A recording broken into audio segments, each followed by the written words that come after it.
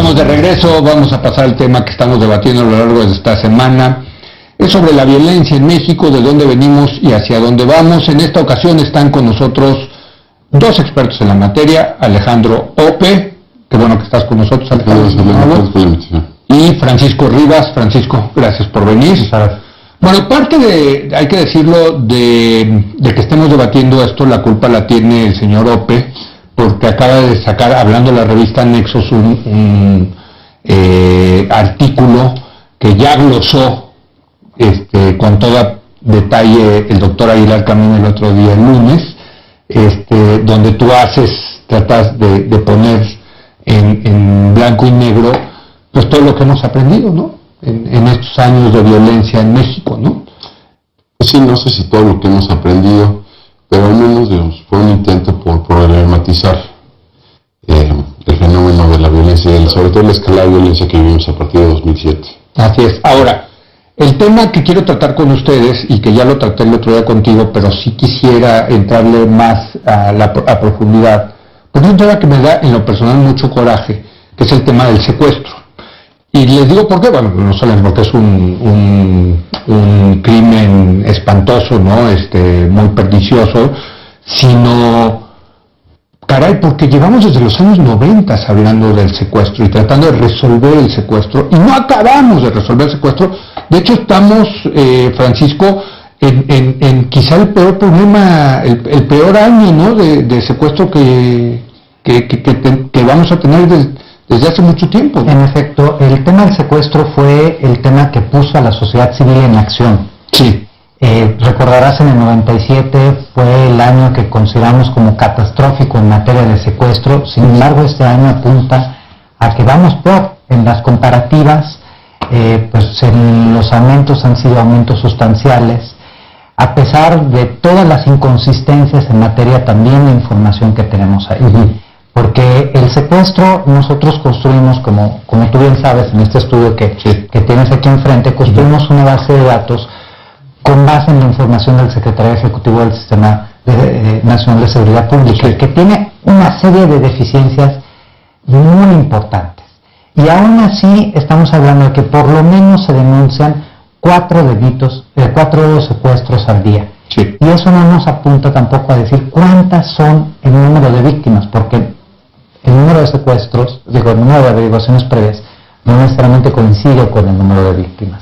Entonces sí estamos en un momento muy preocupante, donde aparte no sabemos cuánto se denuncian al ejército, cuánto se denuncian a las marinas, cuánto a los secuatros, a las policías, a la Policía Federal, porque no necesariamente eso no necesariamente llega al sistema de seguridad no necesariamente pública. Se transforma en una averiguación previa y por lo tanto pues no se registra, pero aún así en números negros en los que conocemos, pues este apunta a ser el peor año de la historia. Ahora, ¿qué hemos aprendido del secuestro? Alejandro, ¿hemos aprendido algo? Sí, yo creo que el secuestro solo puede existir en presencia de complicidad de la autoridad. En países desarrollados, el secuestro extorsivo es prácticamente inexistente. Se requiere, ¿por qué? Porque es un delito de alto riesgo para el criminal. Tiene que estar en contacto con la víctima durante largo tiempo, tiene que estar en contacto con familiares de la víctima, hay momentos de riesgo, como por ejemplo el cobro del rescate. No es un crimen fácil. No es un crimen fácil, por lo tanto, esto sí nos dice muchísimo sobre la incompetencia de las autoridades y nos dice muchísimo sobre las complicidades que persisten en muchísimos cuerpos de seguridad del país, ¿no? Bueno, pero entonces, a ver, siguiendo tu conclusión, no sé si se siga, pero siguiendo tu razonamiento, lo que estamos diciendo es que al haber más secuestros en México hay más colusión o hay más intervención de las autoridades. No sé si hay más o menos, pero de que hay. No, pero si hay más secuestros, pues hay más, ¿no? Puede ser. Pero sí estamos, yo creo que también hemos aprendido algo sobre el combate al secuestro, ¿no? Hay un periodo, al menos entre 2003 y 2007 aproximadamente, donde hay una disminución importante del número de secuestros, donde se empiezan a generar capacidades institucionales para atender el fenómeno, donde se capturan muchas bandas, donde se liberan muchas víctimas, y yo creo que esos aprendizajes un poco se han ido perdiendo, ¿no? Francisco. Mira, tuvimos precisamente, porque este es un tema que a nosotros nos preocupa particularmente y que hemos seguido a detalle, una mesa con especialistas la semana pasada y pues salieron temas como muy puntuales. El primero es, necesitamos bases de datos que sean de información confiable. No sabemos cómo estamos en esta materia. Segundo, necesitamos capacitación. Desde las unidades antisecuestro hasta los ministerios públicos que no saben construir una averiguación previa, que no saben entrelazar a veces las diferentes leyes, la ley antisecuestro, las leyes de víctimas, o sea, hay como varias componentes ahí que hay que agregar. Hay un tema de inteligencia que no se comparte dentro de las mismas instituciones. Yo escucho a la autoridad federal hablar de ahora sí estamos colaborando y siempre me preguntas en qué, porque luego cuando vas a hablar a detalle, resulta que en las mismas oficinas no se comparten a veces información. Y hay una máxima para quien hace inteligencia, que es la inteligencia que tú no haces, la tienes que patear. Y entonces no se comparte esa inteligencia. Hay una opacidad luego en todo el proceso judicial que hace muy fácil que también se liberen a los secuestradores que se capturan, pocos se capturan, y efectivamente pues eso hace que haya alta impunidad y que sea un negocio altamente rentable. A ver, pero te voy a decir por qué a mí me da coraje, y tú lo decías muy bien, porque hubo un periodo en que sí se combatió y de manera eficaz el secuestro en México. Y digamos que esa fue la tarjeta de presentación de Genaro García Luna y de Facundo Rosas para quedarse con la Policía Federal, porque ellos estaban en la AFI, pusieron una unidad de antisecuestros que funcionó, ¿o no? Funcionó. Yo me acuerdo, a mí me llevaron a verla, ahí estaba en Legaria, y bueno, y luego como que se perdió eso, o sea, bajaron los secuestros y se fueron a otros lados y como que desatendieron el problema. Y hoy estamos como si estuviéramos empezando de cero. Y yo creo que, ¿sabes qué? Yo también lo menciono, el secuestro se dispersó y se democratizó. Sí. ¿No? El secuestro se dispersó en el territorio. Hay algunas regiones que donde no había secuestro, donde ya empieza a haberlo, ¿no? En el sureste del país, por ejemplo. ¿El sureste? En el sureste, en Tabasco, por ejemplo, es un problema muy serio, ¿no? En Veracruz, etcétera. Eso hace una década no eran territorios asolados por el secuestro. Eran más bien las grandes ciudades, ¿no? Principalmente. Sí. La Ciudad de México era la capital del secuestro, ¿no? Sí. En los 90, ¿no? Yo creo que eso ya no es el caso. Era un tema muy concentrado. Yo creo que eso ya dejó de ser hace un buen tiempo. Y por otro lado, el secuestro bajó en términos de las demandas de los secuestradores, ¿no? Le secuestran 30,000 pesos, ¿no?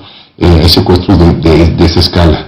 Y eso sí obliga también a dispersar, a diseminar las capacidades a lo largo del territorio, a ir generando las capacidades que en cierta medida todavía existen en Policía Federal, tal vez en PGR, hacia las policías locales. Y ese es el proceso en el que hemos fracasado rotundamente. Hay un acuerdo, desde 2008, el Acuerdo Nacional para la Seguridad, la Justicia y la Legalidad, hay un compromiso de crear unidades de antisecuestro en todos los estados del país. Se ha cumplido formalmente, pero la mayor parte o una buena parte de ellos son enteramente disfuncionales, estas unidades antisecuestro. Bueno, y estamos hablando ya casi de 6 años de aquella declaración de Alejandro Martín, ¿no? Que, bueno, le secuestraron a su hijo, lo asesinaron, y el famoso, pues si no pueden, renuncien. Y estamos hablando de que este año vamos a romper el récord en secuestros. ¡Caray, hombre! ¿Sabes cuál es el problema, Leo? Que en este momento no se ve una política nacional y tampoco se ve una política estatal en donde alguna autoridad haya dado acuse de recibo. Sobre el secuestro. Sobre el secuestro. Es un Nosotros hemos estado presentando el estudio mensualmente, este estudio sobre los delitos de alto impacto, en donde hacemos un recuento muy puntual de cómo estamos a nivel nacional y pues hemos venido diciendo, pues este es el peor año. Salió el ENVIPE con datos escandalosos hablando del 2012, pero yo no sé si tú... ¿Qué es el ENVIPE para la gente? Perdón, sí. La encuesta victimológica de INEGI que se hace para conocer más allá de los números oficiales, también aquellos que eventualmente no se denuncian. Y efectivamente, no sé si tú coincidas conmigo, yo no vi que alguien diera acuse de recibo, dijera efectivamente no vamos a poner una solución, este es un problema grave y lo asumimos como propio.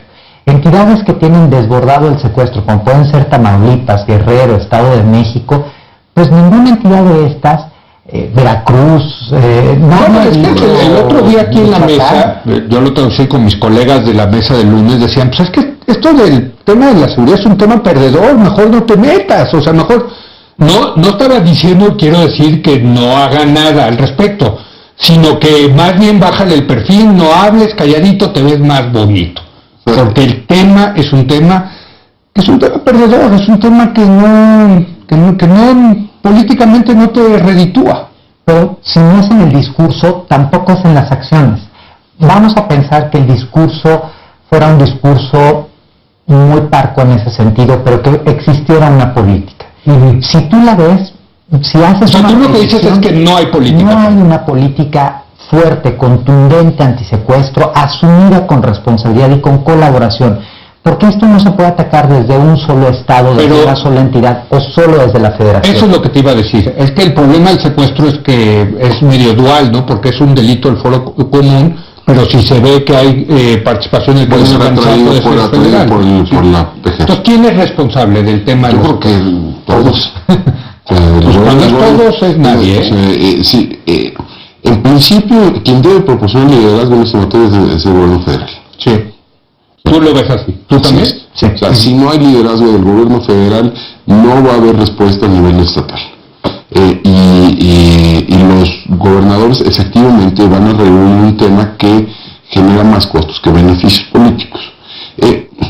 Yo creo, y además, el gobierno federal puede hacer mucho, por ejemplo, para empezar a erradicar algunas prácticas perniciosas que se han venido generalizando. Por ejemplo, en algunos casos, las policías se conforman con el papel de negociador entre la víctima y el secuestrador, ¿no? Y liberar a la víctima o bajar el monto del rescate ya se considera como éxito.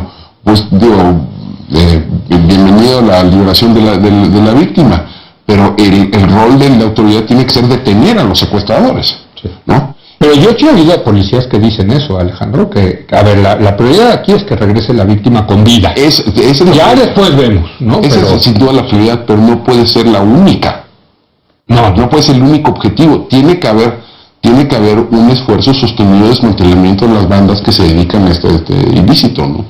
Y hay, digamos, en este panorama negro nacional, hay algunos estados donde ha habido un esfuerzo importante, yo apuntaría por ejemplo Nuevo León. No, sí, Nuevo León, sí. Bueno, Nuevo León le dieron la vuelta al parecer a todo, porque a homicidios, a secuestros, a robo de automóviles. Robo de auto ha sido un caso exitosísimo en Nuevo León. De hecho, queremos invitar a la gente de Nuevo León para que nos platique qué hicieron bien, ¿no? Sí, y yo creo que, digamos, entonces, y una de las cosas que hace distintivo a Nuevo León fue la presión de la sociedad sobre la autoridad. Totalmente.